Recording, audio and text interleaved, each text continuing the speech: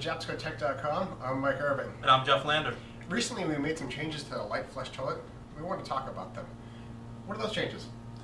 Well, Mike, the first change is when we launched the Lite flush in around 2010, we came out with a 4-button control panel.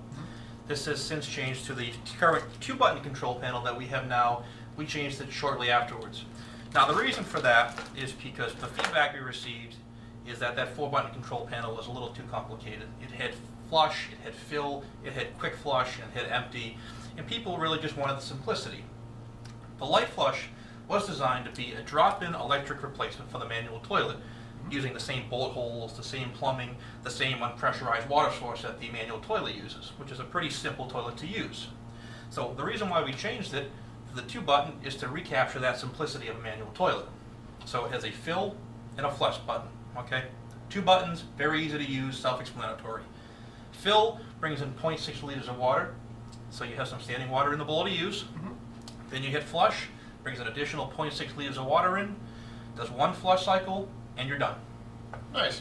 Now, if they already have the 4-button and they want to go down to the simpler 2-button, is that possible?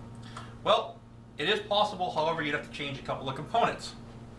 You see the 4-button and the 2-button use a different control box, which is internally housed in the Lite flush. So what you'd have to do is, if you had a current 4-button control panel, you'd have to purchase a new control box in addition to the new 2-button control panel. Now, again, the reason why we changed this is, again, for simplicity. So all Lite flush, regardless if it's the foot switch or the 2-button control panel, function exactly the same way. So it's almost like going back to the original, the easy use of the manual toilet.